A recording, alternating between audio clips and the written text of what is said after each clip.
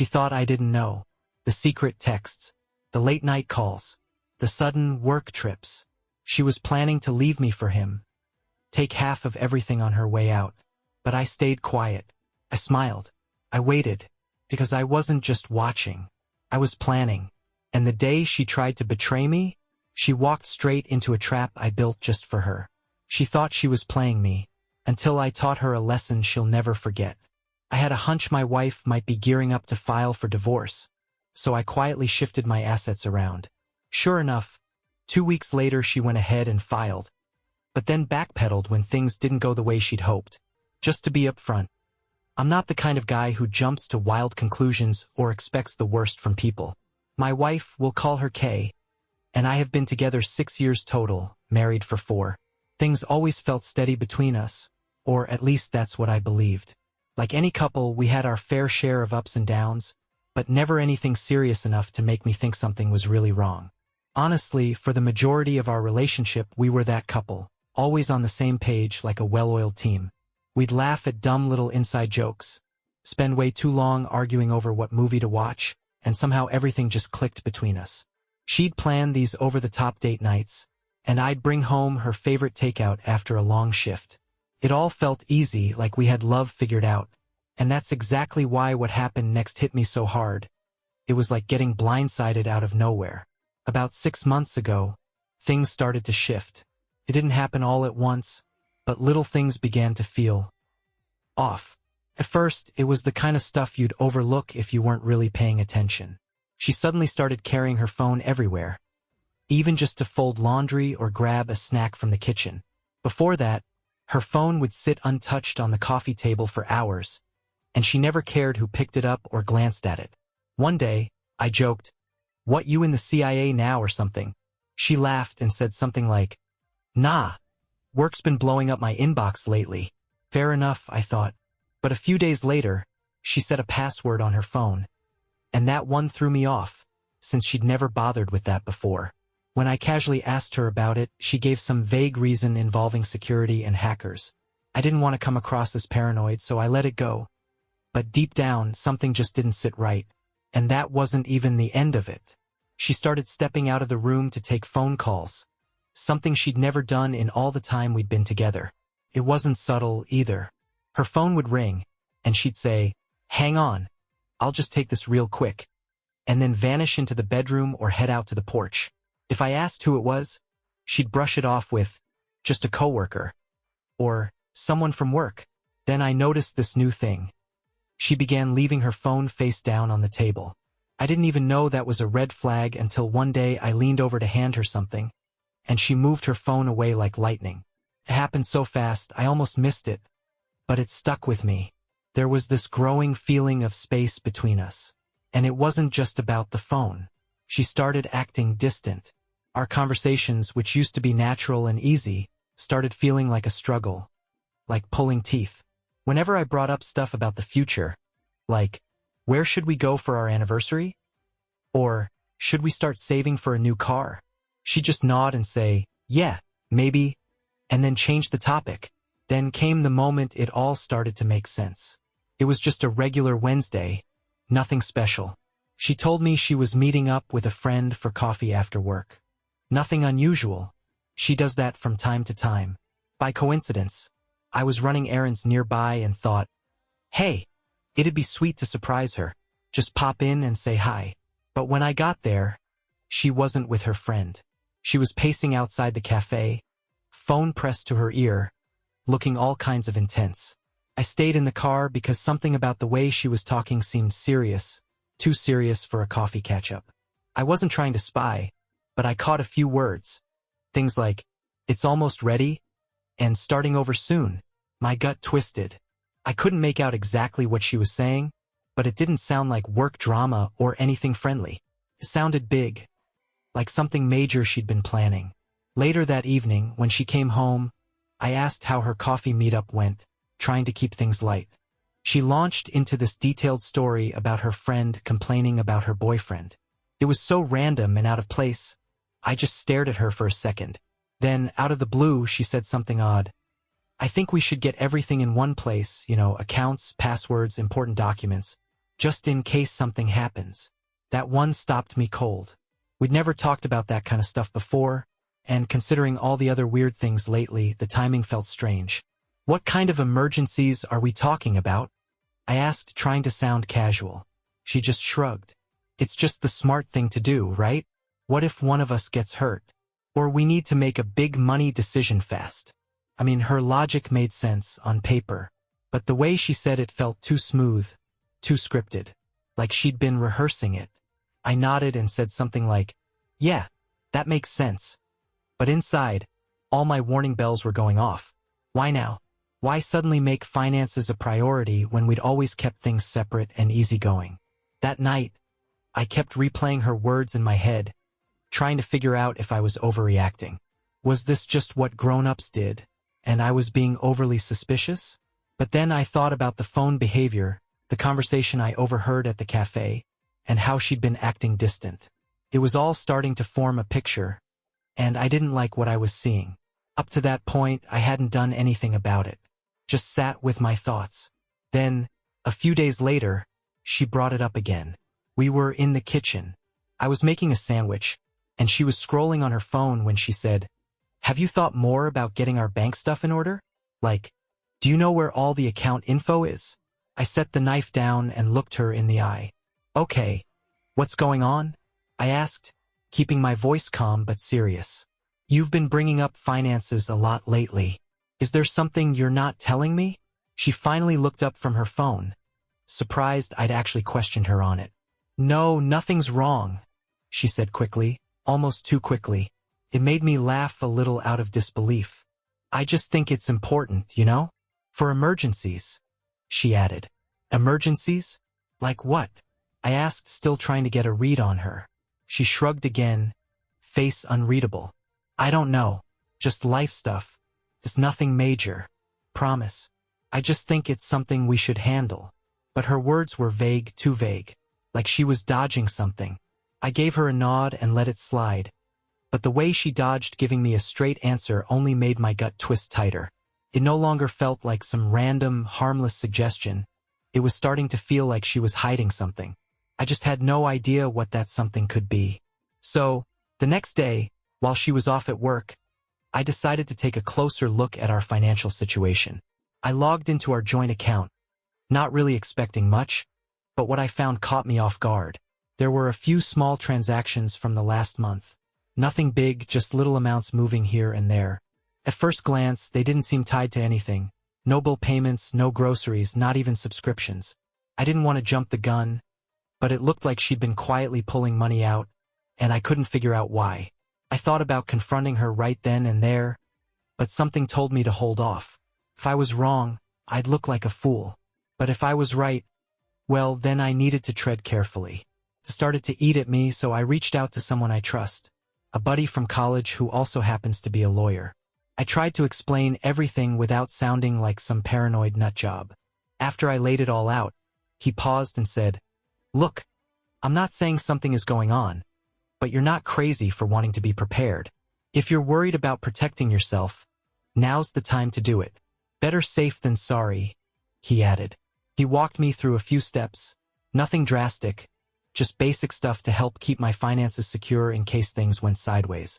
I'll be honest, going that far felt a little extreme, like I was bracing for a disaster I couldn't even name yet. But the more I sat with it, the more it felt like the right move. If she really was hiding something, and at that point I was starting to think she might be, I needed to look out for myself. It wasn't a decision I made lightly, not even close.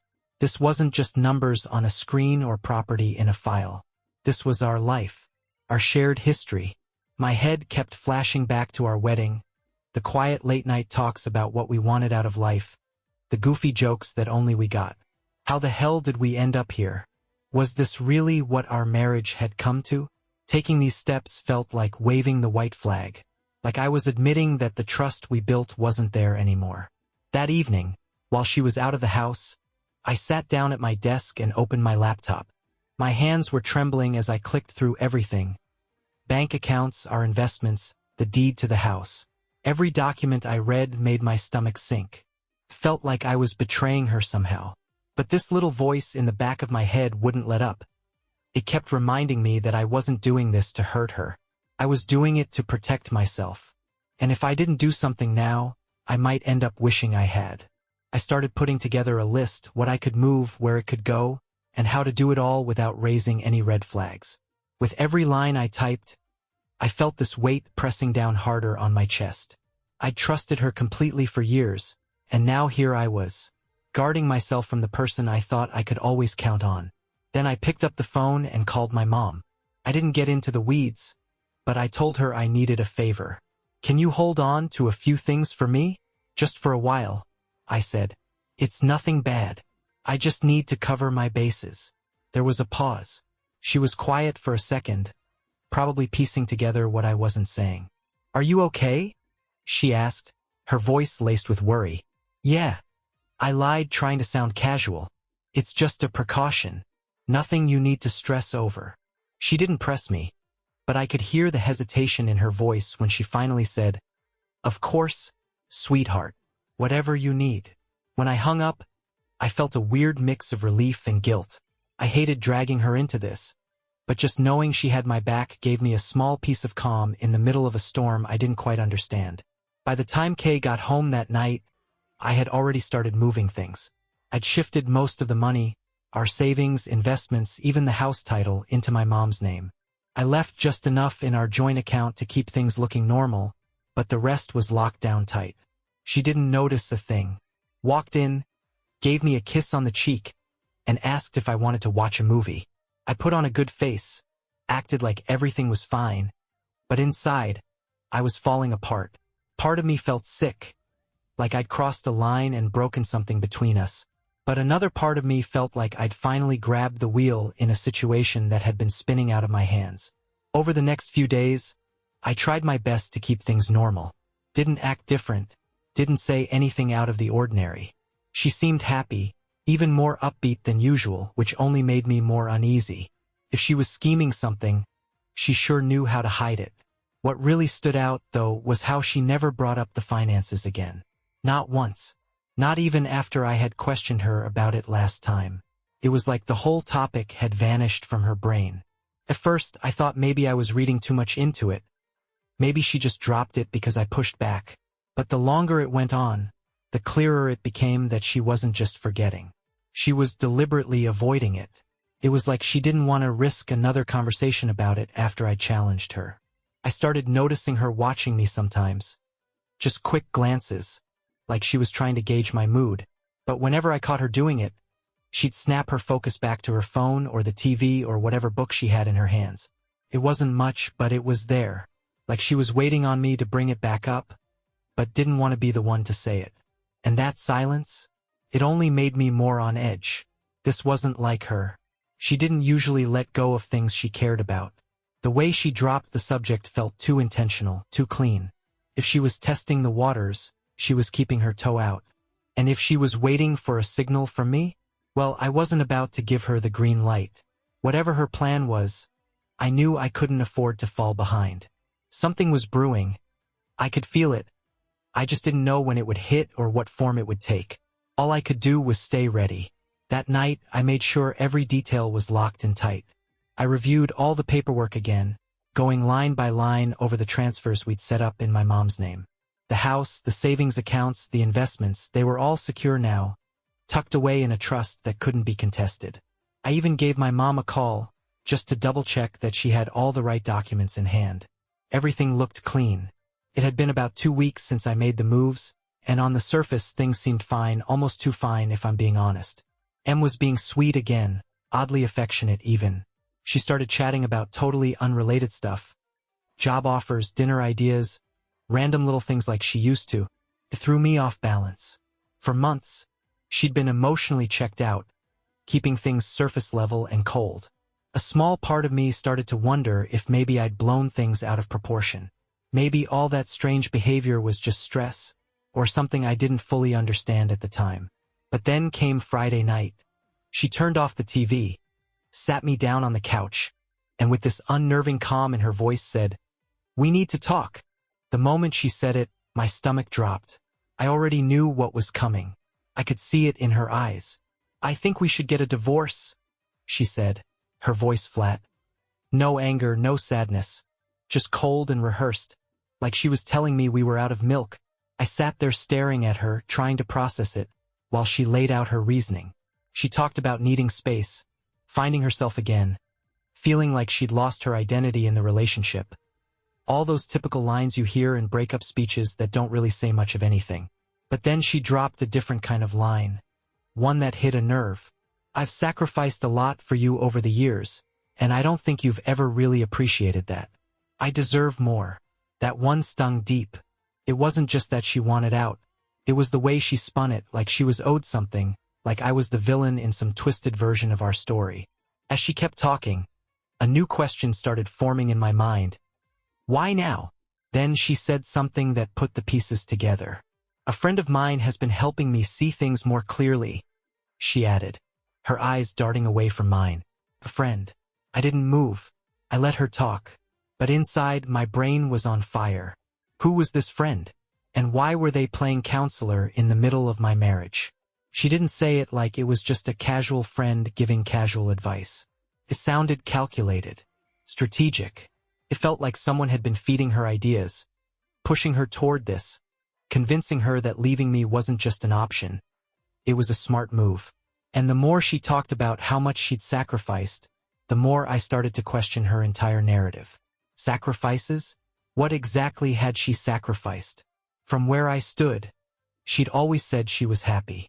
I worked my ass off to give her the life she wanted, and it wasn't just about the finances. When she asked if we could move closer to her job, I agreed, even though it added an extra 45 minutes to my commute every day. When she brought up that expensive yoga retreat last year, I made it work. I even gave up the trip I'd been looking forward to so she could go instead. I stood by her through 2 different career changes, told her she should go for it both times, even when it meant tightening our budget. I figured being a good husband meant supporting her, putting her first where I could. And it's not like I was some absent, emotionally clueless guy. I showed up. I remembered the little things, birthdays, inside jokes, random snacks she loved. When she said she felt like we were in a rut, I set up surprise date nights. I listened when she vented about her job, her friends, her family. I didn't always get it perfect, but damn it, I tried. So when she hit me with that "I deserve more" line, yeah, it cut deep. Not because I believed it, but because it proved something in her had shifted. This wasn't about me not being enough. This was about her changing. Maybe it was that so-called friend whispering in her ear. Maybe it was something else. But the woman sitting across from me wasn't the same one I married. And I wasn't going to let her rewrite the story of our life together just to justify whatever she was doing now. I didn't argue. I didn't beg. I just gave a small nod and said something like, "If that's how you feel, then I guess we need to start talking about next steps."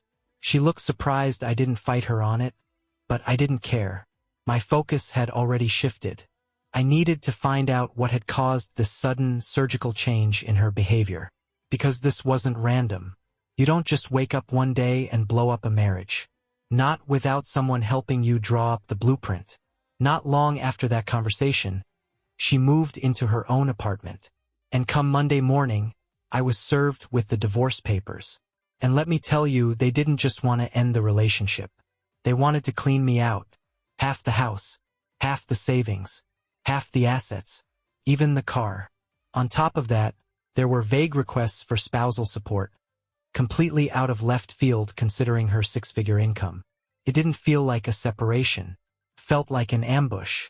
At first, I thought maybe she was just being bitter. But the way those demands were written, the precision, the legal jargon, the aggressive tone, it screamed that someone else had their hands all over it. So I started digging. I couldn't just flat out ask her who she'd been talking to. I had to be smart about it. I started with her social media. She hadn't blocked me.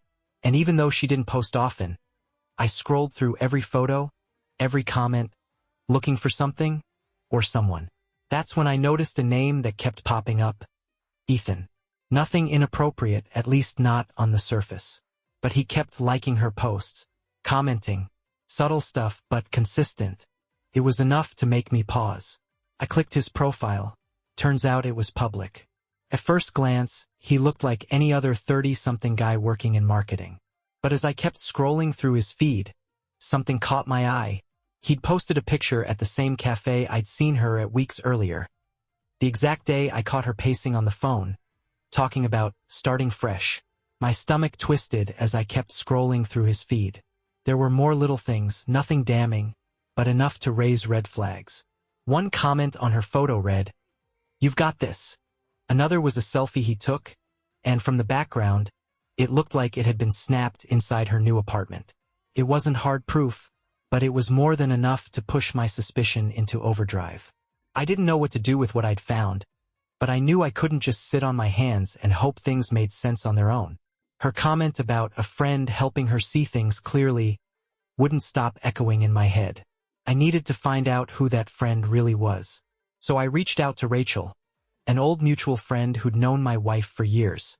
I kept things light, casual at first. Asked if she talked to Kay recently or if she'd noticed anything weird going on. Rachel shut that down fast. Said she didn't know anything about a friend or any advice being handed out. I tried asking a few more pointed questions, but she got defensive, told me she couldn't help, and ended the conversation. The way she did it felt rushed, like she was eager to get out of it before she got pulled into something. Still not ready to drop it, I called another mutual friend, Sophie. Same approach. Told her I was just trying to make sense of everything. She was hesitant from the jump, giving vague answers and dancing around anything direct. Then, just like Rachel, she ended the call pretty quickly. But the way she cut me off, it only made me more suspicious. I sat there afterward, frustrated and stuck. I didn't know where to go next. But then, surprise, Sophie called me back. She said she needed to be absolutely sure nothing she told me would get back to anyone. I promised her it wouldn't. After a long pause, she finally opened up. Turns out, my wife had been spending a lot of time with a guy named Ethan. She met him at work, according to Sophie. She didn't know all the details, but she was clear about one thing. Ethan wasn't just a coworker.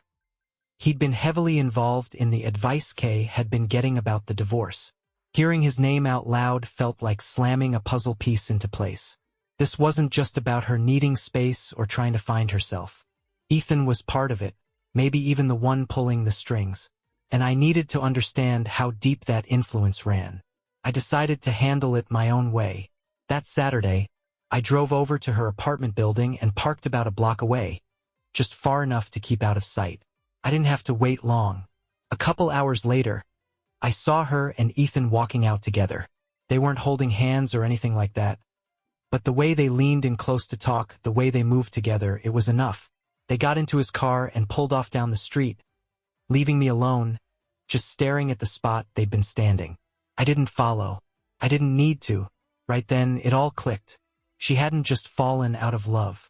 She'd been planning to leave with someone else, and she wanted to make sure I had nothing left when she did.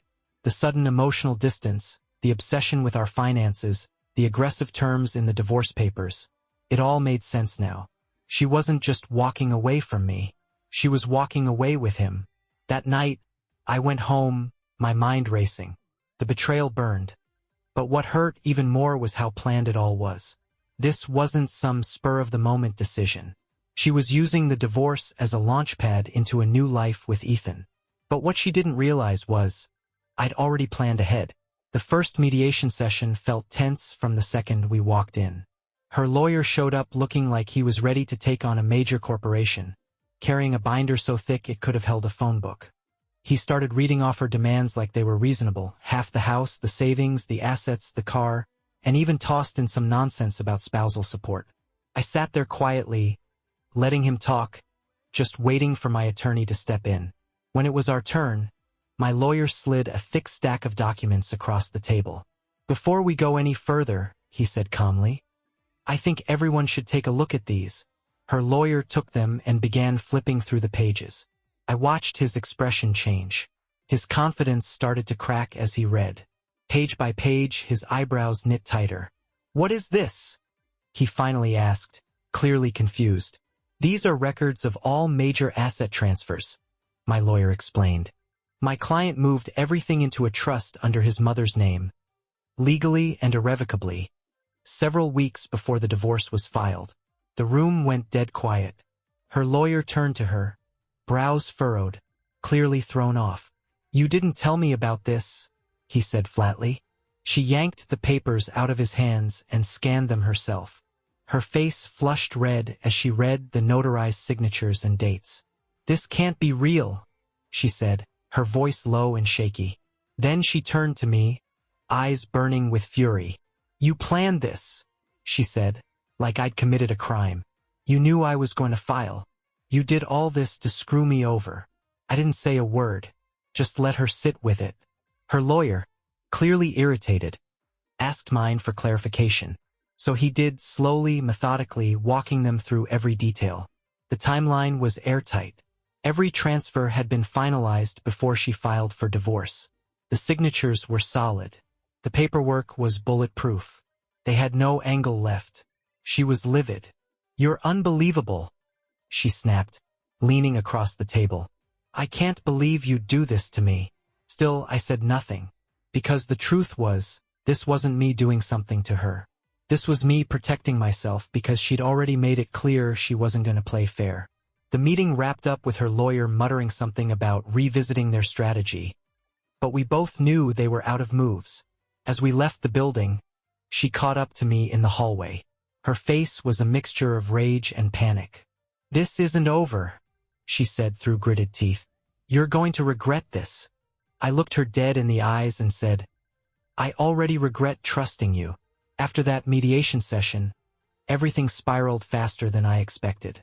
It was like flipping a switch. She went from cold and calculated to completely unhinged almost overnight.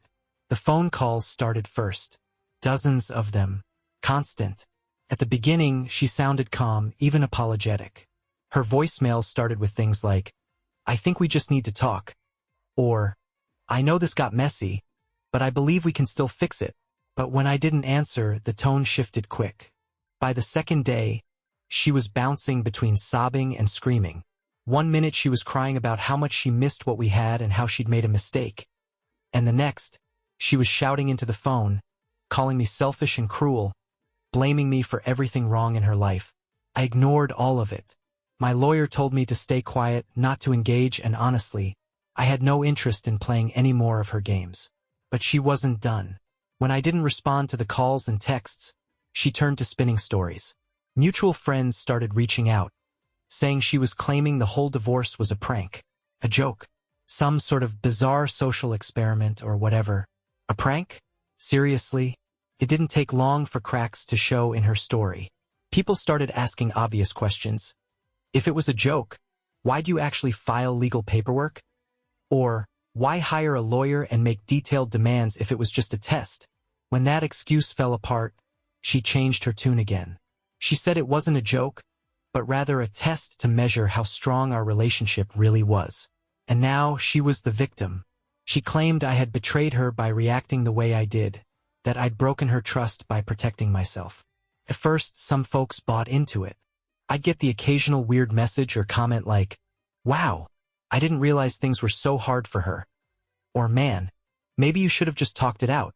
Even her brother messaged me, saying I'd overreacted, that I should have just been more understanding. It was frustrating, but I figured the truth would come out eventually. And it did, thanks to someone I never expected. Let's call him Logan. Now, Logan and I weren't tight, but we'd always been friendly. A few weeks after mediation, he messaged me out of the blue and said, "Hey man, there's something you need to see." When we met up, he pulled out his phone and showed me a series of screenshots. Texts between her and Ethan. I was stunned. First thing I asked was, "How did you even get these?" Logan explained that he and Ethan had a mutual friend. That guy had been around when Ethan was bragging about helping her secure her future. The friend got uncomfortable real quick, especially when he realized what securing her future really meant. Trying to clean me out. Not wanting to stay silent, the guy took screenshots and passed them on to Logan, figuring he was close enough to me to give me the heads up. Logan just shook his head and said, "This dude's been playing both sides, pumping her up to bleed you dry while making promises like he'd stick around after." Then he handed me the phone and said, "You don't deserve this, man." Those texts, they were brutal. She wasn't venting or spiraling. She was actively planning with him, like they were drawing up a playbook together. One of her messages said, "Once the settlement's done, we'll have everything we need. I just need him to agree to the terms." Ethan replied, "Don't back down. Make him feel guilty if you have to. He owes you. We'll start fresh once you've got the money." I just sat there, staring at the screen. Felt like the ground had fallen out from under me. This wasn't a misunderstanding. This wasn't emotion. This was cold, calculated manipulation. I thanked Logan and watched him leave, but my mind was racing. Suddenly, everything made sense. Why she pulled away, why she got so hung up on our finances, and why her divorce demands were so aggressive. It wasn't just her acting out, it was a plan. And Ethan had been in her ear the entire time. Eventually, those messages started making the rounds. Logan showed a few of our mutual friends, and it didn't take long for the screenshots to circulate. The shift was instant. People who once defended her or kept their distance suddenly started seeing her in a different light. Even the ones who had backed her were distancing themselves. By the time the divorce was finalized, she had nothing but her personal belongings. Her lawyer dropped the whole thing quietly, probably realized there was nothing left to stand on. All those bold claims crumbled under the documents I'd provided, and the trust I'd built with my mom couldn't be touched. And Ethan? He disappeared the second things started falling apart. I wouldn't be shocked if he used her just like she tried to use me. He fed her a fantasy about freedom and fresh starts. But the minute it became clear she wasn't walking away with a dime, he vanished. With him gone, her confidence collapsed. The calls and messages didn't stop, but they changed. She wasn't yelling anymore. She was pleading. One voicemail said, "Can we just talk, please? I'll do anything to fix this." Another said, "You don't have to forgive me, but can't we just settle this and move on? I'll drop everything if you just talk to me." But I didn't answer. Couldn't.